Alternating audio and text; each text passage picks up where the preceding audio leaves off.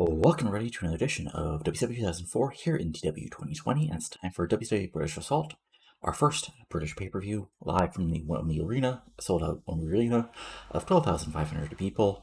And we start out with our opening video where we've got Sean O'Haire, focusing on, Goldberg Knoble, Eddy versus Mike Awesome, Sting, Monty Brown, Kanyon Kidman, RV Jarrett, and of course the main event of Sean O'Haire, the new world champion, taking on Booker, who's getting his rematch. And that opening video gets us a segment rating of 83. As you can see here, opening video, 4 minutes, usual opening, stuff we do. And it's time for our opening match. That opening match is, of course, Rey Mysterio Jr. versus Jonathan Toro. Rey Mysterio Jr. originally helped Sabu and Sandman, his former ECW compatriots, in their feud against Roman Legion, and now the feud has become about Jonathan Toro trying to prove himself and rising up the ladder, defeating a WCW legend in the form of Rey Mysterio Jr. Solid back and forth match. Rey Jr. is Rey Jr., so he does some high flying around. Toro does some power moves, suplexes, slams, does some brawling of his own. After a couple minutes, Toro tries to hit his boring elbow type of move, but out of nowhere, goes for. But Rey Mysterio gets out of it, hits a crucifix for a near fall, does some high flying stuff, including a top rope Rana, some springboard wackiness, tornado DDTs, and it looks like he's really going to get some really get some momentum, and he hits the 619. Goes up top, goes up to the outside, but Swing Spontaneous of the Roman Legion distracts Rey Jr. just long enough for Toro to shake the ropes. As he does the springboard, Rey Jr. crouches himself. Toro quickly hits the I forgot what I was calling something. His big roaring elbow move, hits it. 1, 2, 3. A huge victory for Jonathan Toro over Rey Mysterio Jr. So yes, in a good match, Jonathan Toro defeats Rey Mysterio Jr. in 10:29 by pinfall after using foreign object. This gets a 72 overall. Rey Jr. gets a 90 because he's Rey Mysterio Jr. in 2004. Jonathan Toro gets a 64, which isn't bad. So solid win for Toro. It says using foreign object, but this is the actual finish, and they had good chemistry, which is always a good thing, of course. And that, afterwards, thanks to Swinger and Romeo doing the distraction and the shaking the ropes, the Roman Legion celebrate to a 48 as a big win here to open up British Assault here in the Wembley Arena.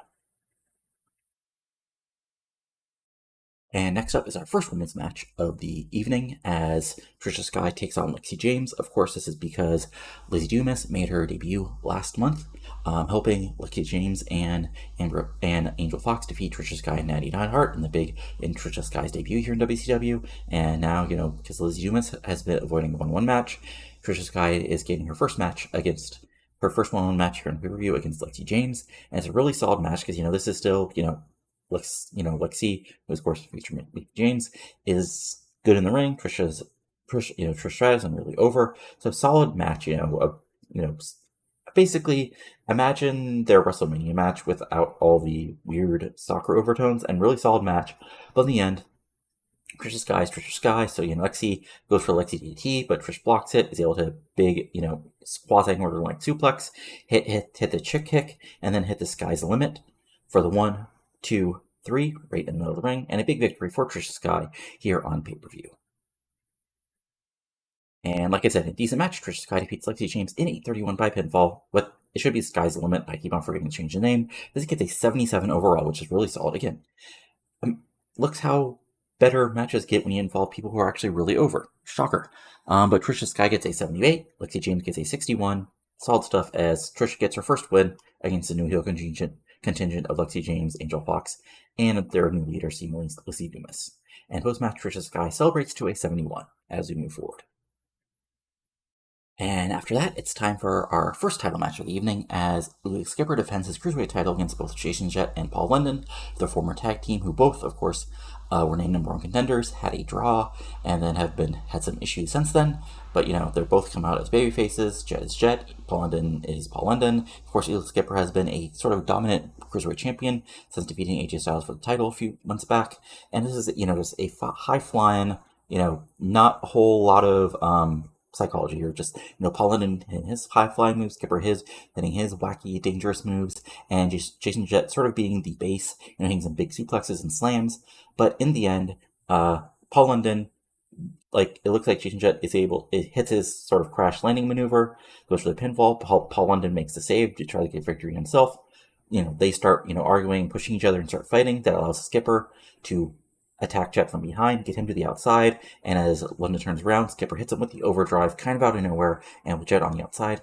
1, 2, 3, a huge victory for Elix. Skipper as makes his third defense of the Cruiserweight title and gets the big victory here on pay-per-view. So yeah, in a decent match, Elix Skipper defeats Paul London and Jason Jett in 11:07 when Elix Skipper pins Paul London with the overdrive, and Elix Skipper makes defense number 3 of his Cruiserweight title. This gets a 63 overall, like I said. Skipper gets a 54, London gets a 61, Jason Jett gets a 64, and let's see, was there anything in the dirt sheet that really hurts things? Let's see here.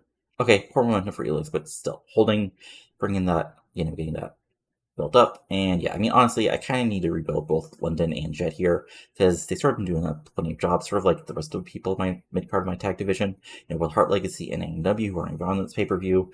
But I mean, again, that's hopefully what this, sort of quasi-split is about. It gives those guys some actual time on TV as well. I just need to build to it, of course. And post-match, Jett and London argue, and finally Jett just wallops London with a huge lariat and then walks away. But still, just no, what's the word I'm looking for? Like, he gets mostly boos, but the announcers aren't treating it as a heel turn yet, just Jett being really frustrated that it looks like he had the title won, and then London got involved. But of course, the announcers also put over, this is all for themselves, it's every man for himself. This is a tag team match, this was a triple threat match, and only one man could walk out Cruiserweight champion, and at the moment, that is still Elix Skipper, as this gets a 54. Because these guys, not the most charismatic guys in the world, unfortunately. Next up is a really big U.S. title match as the relatively new United States champion, Tajiri, who of course defeated Kidman's Sharp for the title last month. No, previous month, right? Yeah, right. Hold on. See, this is what happens when you book for a while. Anyway, fairly new. Oh, right. Tajiri won the title, then defeated Sharp in the I Quit match. All right. Okay, gotcha. So Tajiri, your United States champion, takes on AJ Styles, the fast-rising AJ Styles, who of course won the little mini tournament during the month as he won a 4-way match that he defeated with Cass. And now it's time for his big U.S. title shot in what you could determine what you could say is the biggest singles match of his career. So again, really, I mean, this is honestly just a really awesome match. It's Tajiri and AJ Styles in 2004. It is going to be a really solid, great match. Styles hits high flying. Tajiri gets his kicks. She does some high flying of his own. Tajiri walks him with Tarantula, but Styles gets out of it. I imagine Styles gets a near fall after his sort of moonsault DDT, but Tajiri kicks out. Tajiri comes back with his kick, but Styles avoids the buzzsaw kick. Hits him with a big, sort of belly to back suplex. Goes up top. Hits, something from the top rope. For another near fall, then goes for the Styles Clash, but Tajiri pushes out of it, and in the melee, the ref gets knocked out. Air Paris comes in the ring. No, what happens next is, despite the ref being knocked out, Tajiri goes over to help him, but Styles turns it around. Boom, Styles Clash, and then Air Paris comes in the ring and absolutely wallops AJ from behind, picks him up, pile driver, lays him out. Tajiri slowly gets up, picks, not really aware of what's happening. Tajiri pulls AJ up, buzzsaw kick, brainbuster, 1, 2, 3.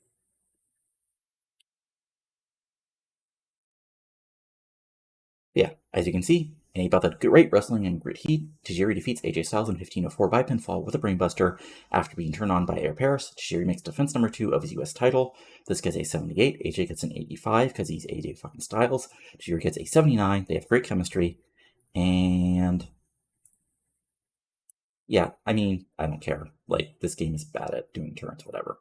And then Air Paris picks up AJ as Tajiri walks out of the ring, just don't want to be involved, and picks him. Boom, Styles Clash on AJ Styles, and walks away to the boos of the crowd. So this gets 62 overall, and it seems like Air Raid is now over. And now it's time for another big singles match as Sting faces the challenge with Monty Brown. Of course, Monty Brown has been just wrecking fools so far in WCW career, completely undefeated, and really not much of a challenge so far.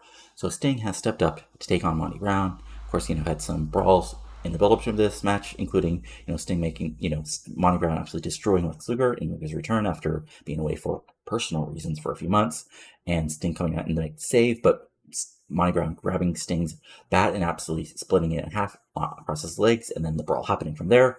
So, bit of a fun little build up for this.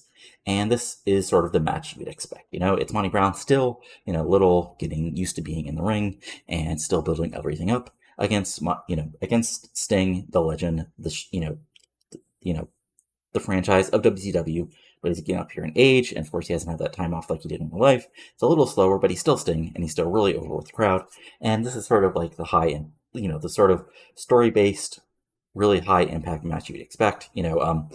Brown, throws Sting around at first because he's Monty Brown. He goes for the pounce early, but Sting gets out of the way. That allows Sting to take over, try to work on Brown's knee, and even hit a big sort of like side suplex on Brown, and then followed up with several big clotheslines because Sting is not a small man himself.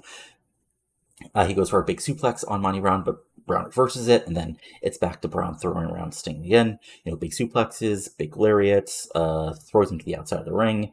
Stevie Ray goes to attack, but Sting fights him off, but allows Monty Brown to come from behind, throws Sting into the guardrail. Brown goes for a pounce on the outside, but Sting gets out of the way, and Brown eats the guardrail. Sting rolls him back inside, with the momentum. Hits a big stinger splash on Brown the first time, but then he sends Brown into the other corner, goes for another one, and Brown explodes out of it and hits the pounce as Sting is running at him, and just boom, Sting is gone.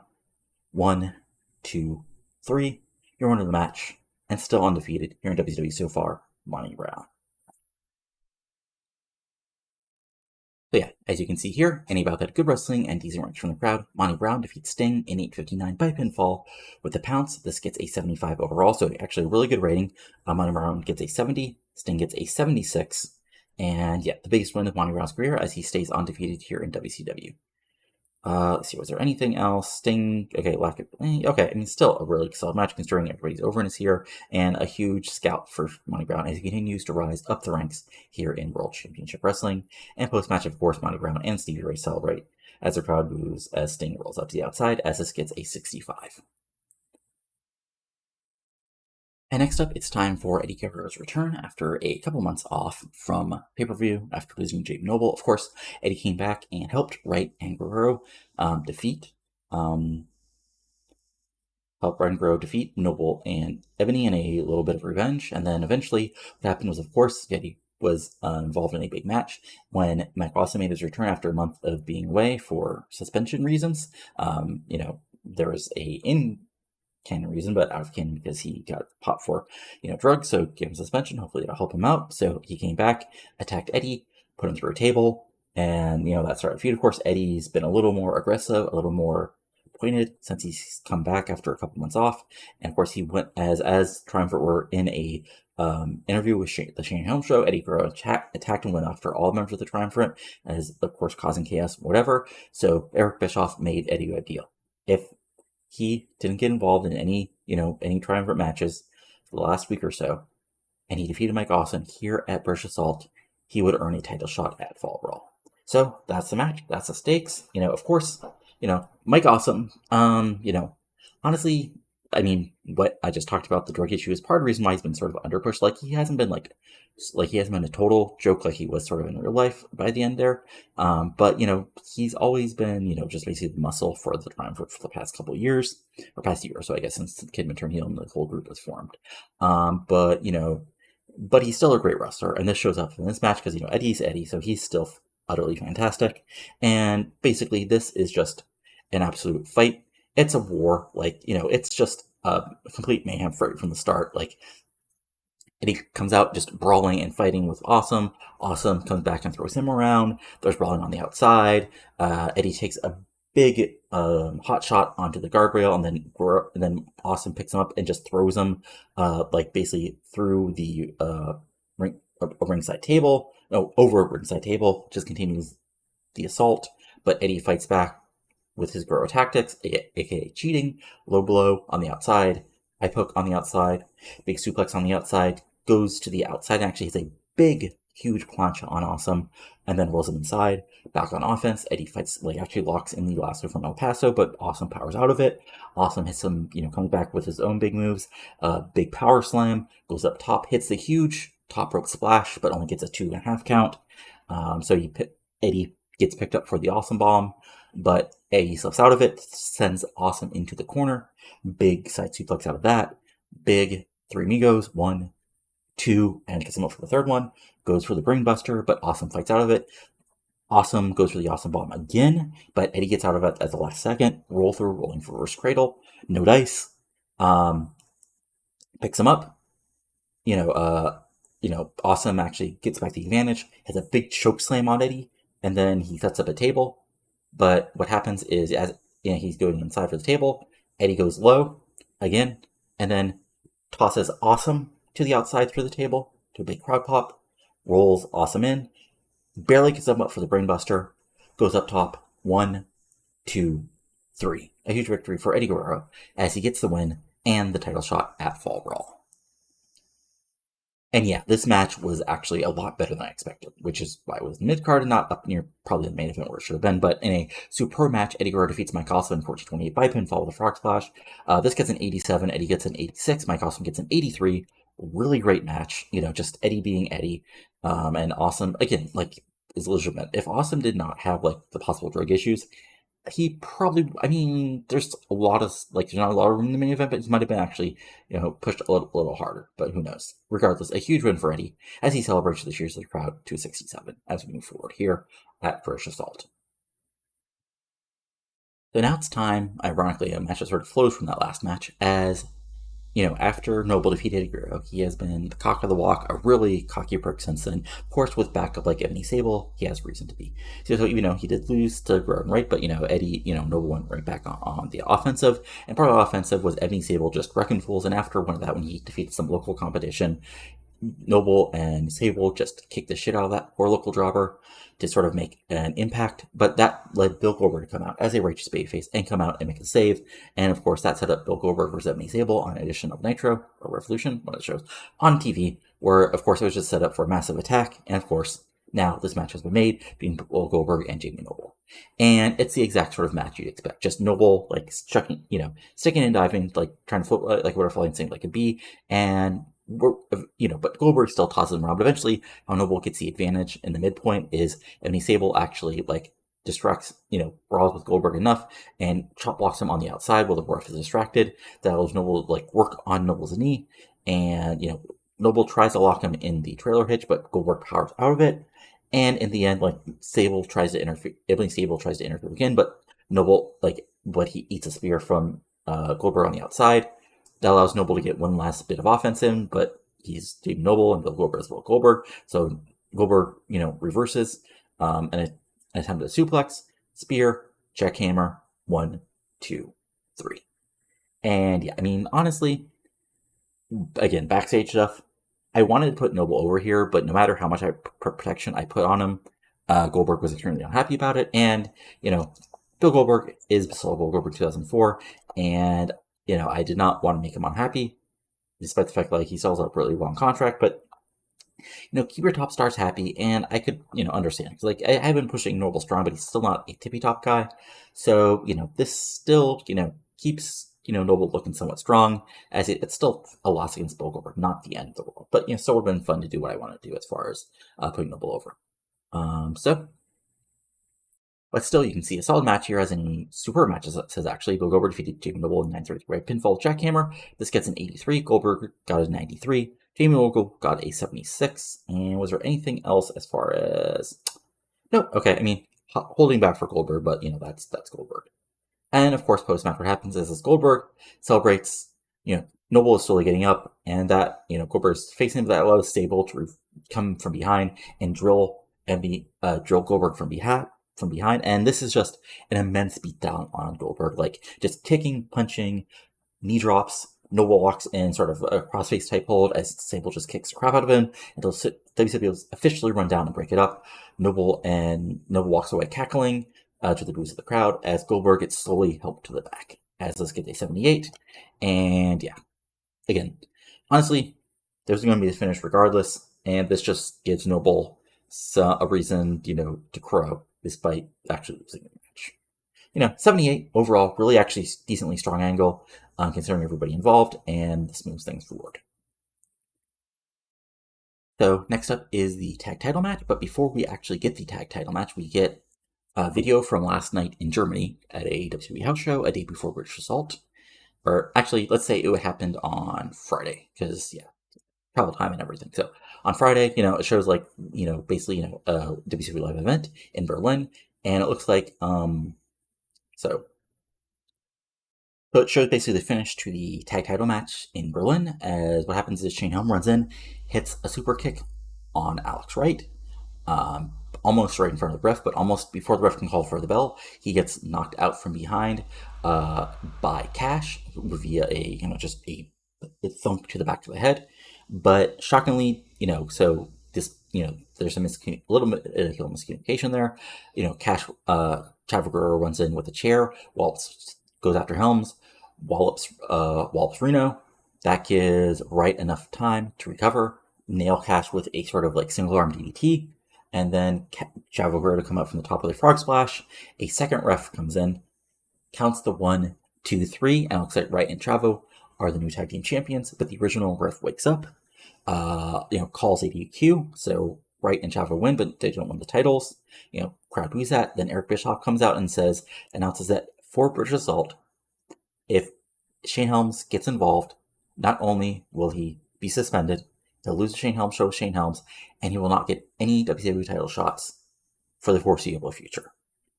So basically, just a little bit of an angle to set up the match tonight. And I'm not going to show it because it just goes on to the show, but it got 72. And honestly, what happened here is what I planned to do was actually run a house show in Germany and give Wright and Chavo the titles there, which is sort of a spoiler for the match now, but I'm sort of building it. You guys should know this. The last couple months I've been building it, Wright and Chavo, but regardless, where they would have won the title sort of in a shock finish, so they'd be defending the title tonight, but I forgot to book the house show, so there you go. Anyway, move on to the actual match, which, okay, I'll show you guys in a second, but this was actually shockingly good. So, this is sort of the apex of their feud, and sort of the apex of what Wright and Chavo have been building to for basically the past couple months that they are teaming up. Silver City Rollers are still a great tag team. The reason they've been, champions for the past few months, and they're multiple tag team champions, and they've been great together since they randomly teamed up one time, and I noticed they had extra chemistry. So Reno does Reno stuff, powering out, throwing people around. Cash comes in doing his bully weight stuff, so some double suplexes, big double gut wrenches, just throwing around Wright and Chavo, but Wright comes back with some technical expertise, and Chavo does some brawling himself. There's some decent double team moves from Silver Rollers. I can imagine Reno hitting a power, going for a power bomb, Cash coming off the second row with a clothesline, sort of stunner bulldogs, but Wright and Chavo coming back with their own tandem offense, including double lariats, double side suplexes, version of the divorce court from Midnight Express, super kick into a DDT from Wright, and eventually, things break down to a 4-way, as always happens in hot tag team matches. But in the end, Wright actually is able to take a big, huge suplex on Reno on the outside. That allows Chavo to pick up Cash, 3 amigos, brainbuster, just like his uncle, up top, frog splash, 1, 2, 3. Alex Wright and Chavo Guerrero are your new WCW World Tag Team Champions. So yeah, as you can see here, and about that good wrestling and decent reaction from the crowd, Wright and Chavo defeat Silver City Rollers in 13:31.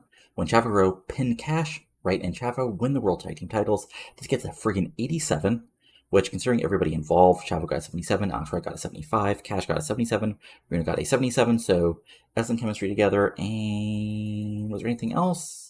Hot crowd. Okay, yeah, high title prestige. Refs did well. Yeah, just a really awesome match, and Wright and Chavo get their big victory here, the thing I've started building to, and they celebrate with the tag titles afterwards to a 74.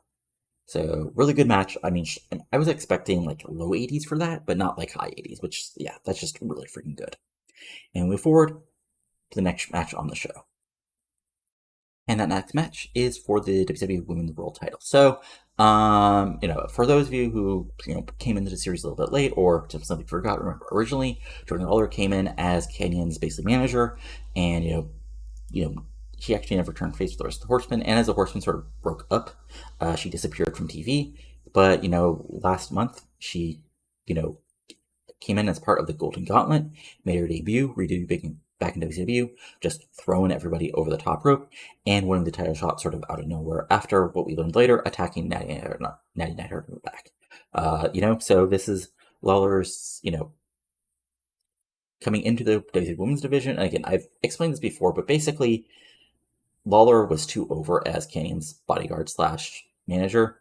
So putting her in the Women's Division would mean either giving her the world title, women's title for like the last year and never putting anybody else over, or simply, or not getting her involved, which is what I chose to do. Or I could have had her job, but she would have got really upset. And, she is really over and decent in the ring and all that other fun stuff. So, on to the actual match.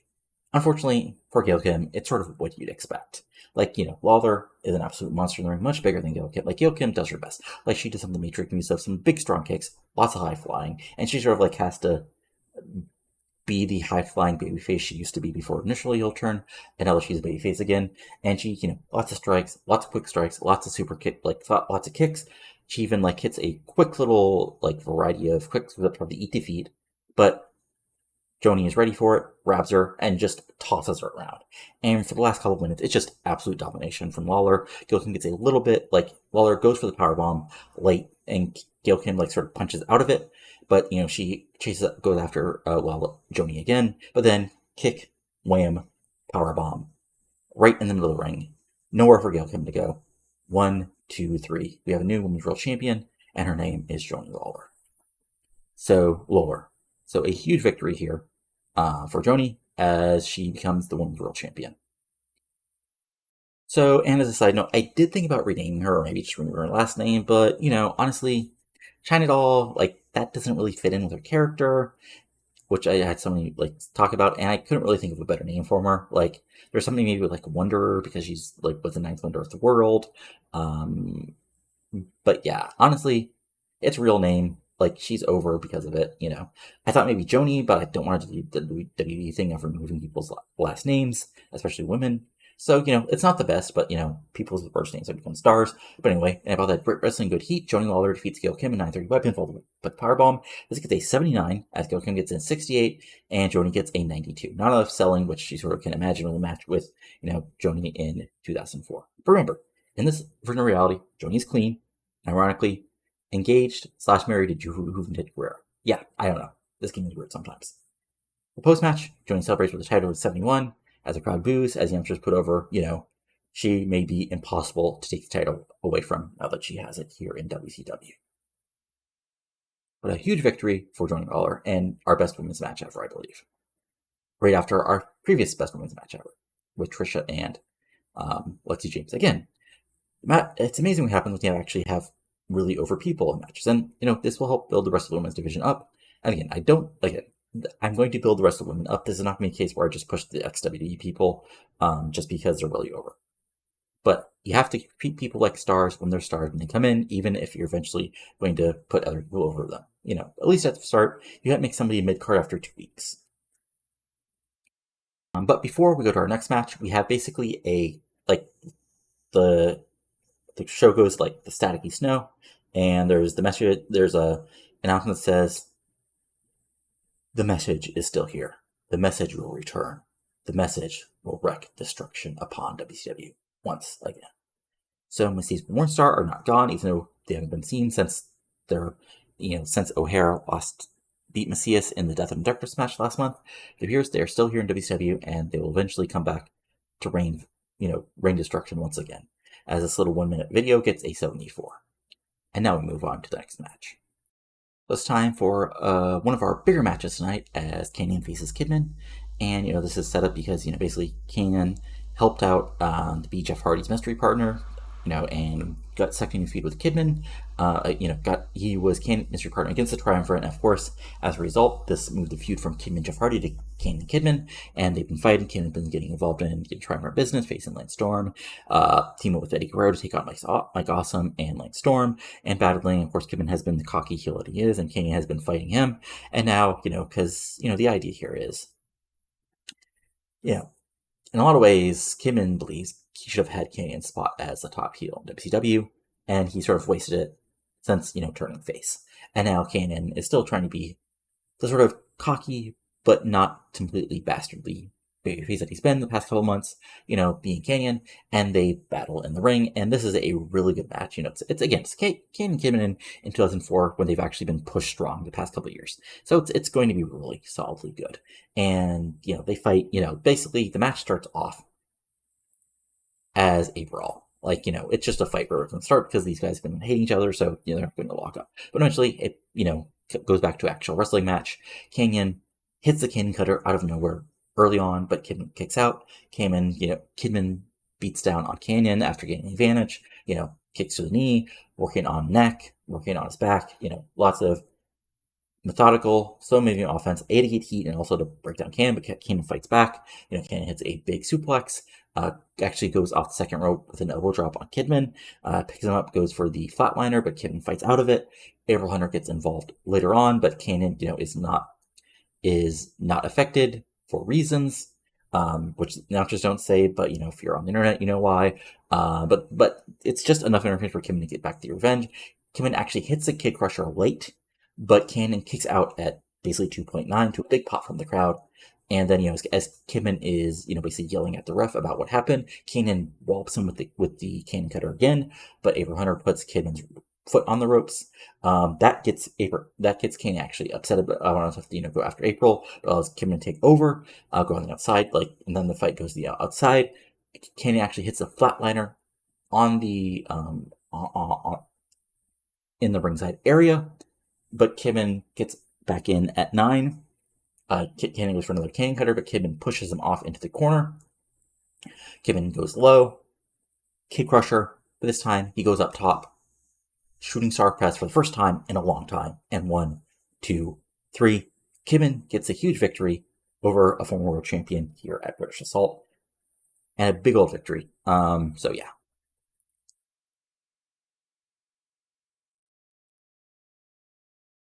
But, Kanyon still gets to look strong because he basically had to win, but Kidman basically, not exactly lucky, but he had to go low and hit 2 finishers to actually get the victory over Kanyon. So again, a little behind the scenes stuff. Kanyon was not happy about doing this job until I allowed him to keep strong.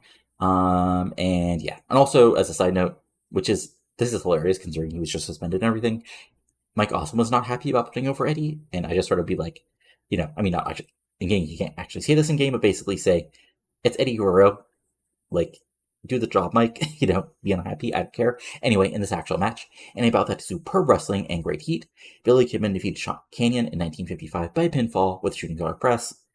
This gets a 91 as, a really good match, as, if you look at, Kanyon got a 90, Kidman got an 87, and yeah, just a really great match, all things considered. And post-match, Kidman celebrates to a 73. Maybe his biggest victory. It's over a former world champion. It's in the number 3 match on pay-per-view. I'm sure, there's the wins over Ray Jr., but, in a way, Kanyon's been a bigger star than Ray Jr. so far in the save. So, honestly, this is maybe Kidman's biggest win ever in his career. Since we're basically not treating the Russo era of WCW as canon. So, no feud with Hulk Hogan except in true comments. But yeah, a huge win for Kidman as we move forward here at British Assault. Next up, it's time for our semi-main event as Rob Van Dam faces on Jeff Jarrett. So this, of course, came up because, Jeff Jarrett, we're doing Wisdom of Jeff Jarrett stuff along with the rest of the chosen few, and Rob Van Dam made the save. And that, of course, put Rob Van Dam on Jeff Jarrett's, to destroy list. And that's basically been the feud, RVD helping out Brother Ray getting involved in the matches against Jindrak and Divine, Jarrett saying, Rob Van Dam is nothing, an overrated extreme hack, RVD pointing out, Jeff Jarrett's, was born with a silver spoon in his ass, as far as his wrestling background, RVD had to fight through the Indies, Japan, and of course, the extreme, but now he's here, and he's, ready to take on Jeff Jarrett. And this match is really, really, really good, but unfortunately, we just had a great match, and the crowd is sort of a little burnt out, unfortunately. So even though it's really good in ring, and it's, you can imagine it's Jeff Jarrett RVD in 2004. So even if, they aren't your exact cup of tea, you can imagine them having a really great match and setting up a really good story, as it's just, Jarrett being, from the underneath, cocky, perky he is, brawling, taking shortcuts, and RVD just flying around, hitting, the springboard kicks, the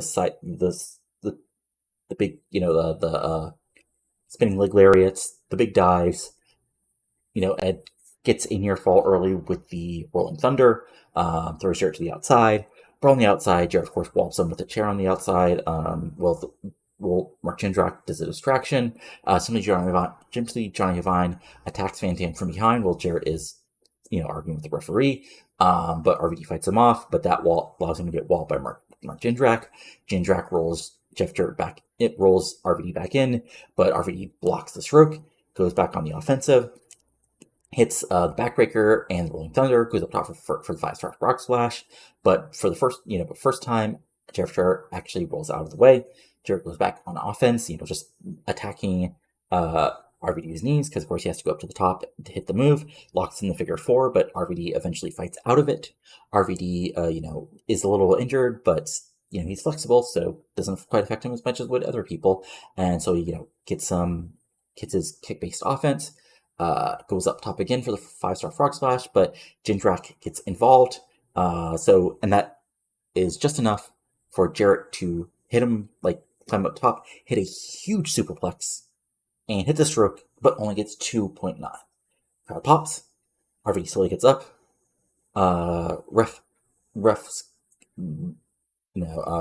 Jeff Jarrett yells at the ref, but that allows Mark Jindrak. So RVD comes from behind, but Jarrett gets right out of the way at the last moment, and RVD actually spin kicks the ref instead of Jeff Jarrett. Cue kabong, boom, huge guitar shot. Jindrak even hits his finisher just for an extra bit of whoomph, and then Jarrett hits the stroke. Ref recovers. 1, 2, 3. Huge victory for Jeff Jarrett here at British Assault. So yeah, the actual match gets an 81 as an exceptional match. Jeff Jarrett defeats Rob Van Dam in 15:43 by pinfall to the stroke. But RVD got a 93, Jarrett got an 89. I put this as a spectacle, but unfortunately, because they were at an emotional high due to the previous match doing really well, this only gets an 81. So not the end of the world. And as far as booking reasons, basically, there's a reason for this all. I mean, I just obviously Jarrett is a lot more over as a heel than I ever expected him to be, and RVD can take this loss. He's had 2 big losses in a row, but I have plans for him going up to Starrcade.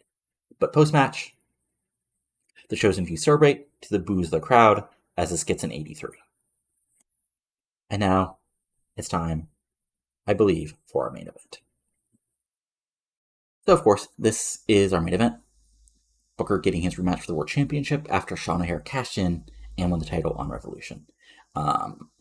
Very straightforward. Both men come out to the ring.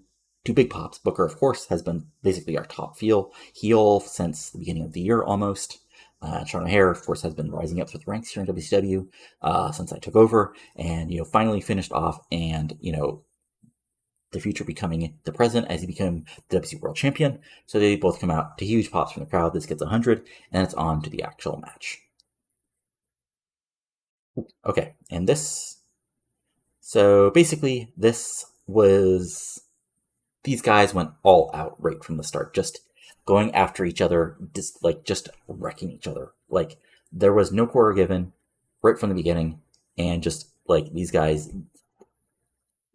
Right from the start, what happens is Booker jumps to O'Haire, picks him up, bookend, 1, 2, kick out. O'Haire picks him up, big suplex, big lariat, Widowmaker, 1, 2, kick out. And then they sort of just stare at each other. Yes, I'm stealing that from every big WWE match in the past 5 years or so, but hey, it works after all. That's why people love it. But then the match sort of settles down to a regular match, but there's no feeling out of each other. These guys are just brawling, hitting each other, big lariats, big suplexes. Booker hits he's able to hit Sean O'Haire with a big sidewalk slam, hits the axe kick, goes up top for the Houston Hangover, but Sean O'Haire gets out of the way. Houston, as Booker T gets up, O'Haire nails him with a huge lariat. O'Haire picks Booker T up, follow away slam, another huge lariat, goes for the Widowmaker. Booker T elbows out of it, but then Booker T goes for the bookend. O'Haire blocks that, and then O'Haire just tosses Booker with a big sort of quasi-New Orleans suplex. The fight continues, eventually goes outside.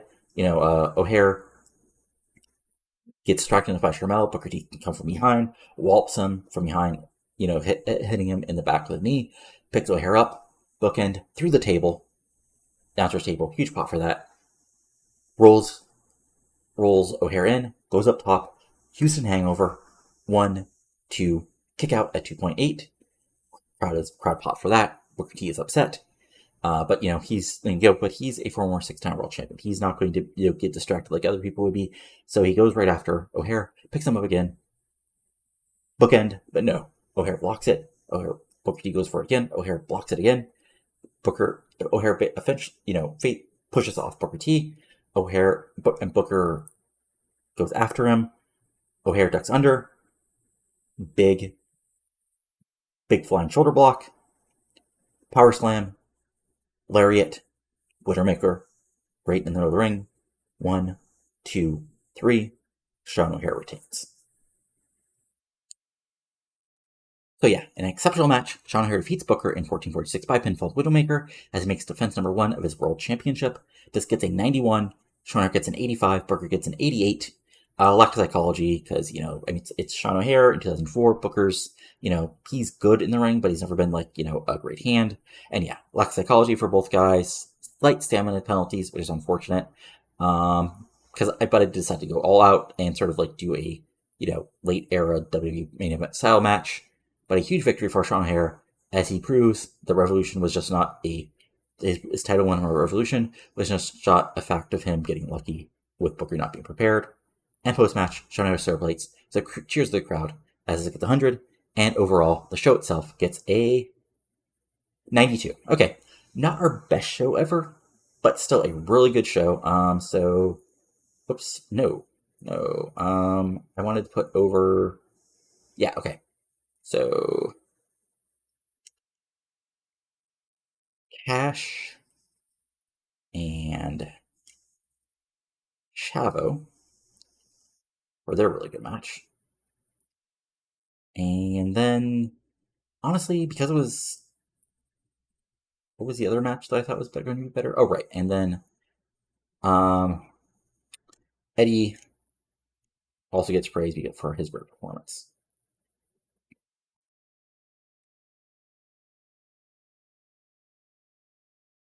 All right, and yeah, we're back from the end of the show. Let's see, any emails? Okay, so some deals expiring, but I can fix that. And yeah, so let's see. Was there anything else of interest going on here? Just as a quick check. Nope. Okay. So just to go over again some ending stuff here. So storyline wise, we've got Beautiful Violence, which is a women's feud at 77. Monty Brown Sting, which is basically over at 72. Booker O'Haire, which is blown off at a 92. Toro Ray at a 70. Joanie Gail Kim at a 77. Goldberg Knoble at an 83. Jarrett RVD at an 80. The tag title feud at an 84. Air Paris AJ Styles Tajiri at a 74. Elix Skipper Jane Jett Paul London at a 58. And the sort of Kanyon, awesome Eddy Kidman all wackiness at a 91. So again, title-wise, just as a reminder, Cruiserweight champion is still Elix Skipper, who has been champion since May. Which is shorter than I thought, but also that's basically when I had my big break here, so it seems longer. U.S. champion is still Tajiri after winning the title in June. Okay, so yeah, he won the I Quit match. World TV champion is Dean Malenko, who I will be putting back on TV. Just had no spot for him as I build things up. Our World Tag Team champion is, of course, Wright and Chavo, the new tag titles after Reed and Cash's long title reign. That's also their first title reign. I thought they had another title. That's not interesting. And of course, our women's world champion is Joanie Laurer, who won Gail Kim's second title reign, and our world champion is Sean O'Haire. Creative-wise, Goldberg, RVD, Eddy, Jeff Hardy, Booker T, who do you expect? Who's hot is Jarrett, Goldberg, AJ, RVD, O'Haire. So let's just check out some people's overness just to see what's been affected. So let's just go to some major stars. Okay, so Goldberg, okay, he's still really over. Kidman get a huge... Nope, okay, not a huge thing. Booker, did he lose anything? Not really. How about Eddy? Eddy, who we need to rebuild. Because, yeah, being gone for a couple months and everything, yeah, doing the job. But he can be rebuilt fairly quickly. Jarrett. Okay, Jarrett's really over. But that's basically as over as he's been. Kanyon. Kanyon's somebody else we need to rebuild eventually. But, of course, the reason why I've been jobbing him. But he's still canon. He's really over. Like, Prism 87, Microphone 97, all that great stuff. He can really be rebuilt. Let's see here. Monty Brown. Monty Brown at this point is just a top guy. And basically starting this month, he'll be just not in the Goldberg spot anymore. RVD did not really get hurt by his job there, which is always good. And Sean O'Hare's, yeah, if you notice, he's not the most over guy, but also he'll get back there. I think he's been, he was originally more over at the beginning of the year, but he did some jobs, so I just gotta get him back over to the spot where he'll be eventually. And then I think, was there anything else of note? Let's see the stars. AJ, let's see here. AJ lost a little bit of overness, but not the end of the world. Let's see here. Ray Jr.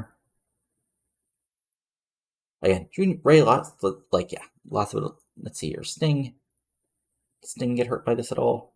A little bit. Actually, quite a bit. But what can you do?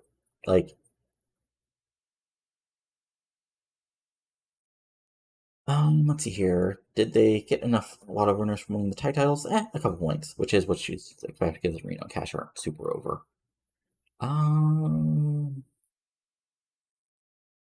Yeah, London, as you can see, is somebody who I need to rebuild because he's been doing jobs on the undercard. How about Toro? Where is Toro's overness looking like? Okay, Toro beating Ray Jr. actually got him quite over, so that's good. Was there anything else I really wanted to check? Oh, right. Elix. Elix, you're still unimportant. Come on, man. Come on. I just need to get a little bit more over, buddy. Just a little bit more over. Anyway, that's it for now. So, of course, next show is Fall Brawl, where, actually, I can just pre-book this right now for you guys.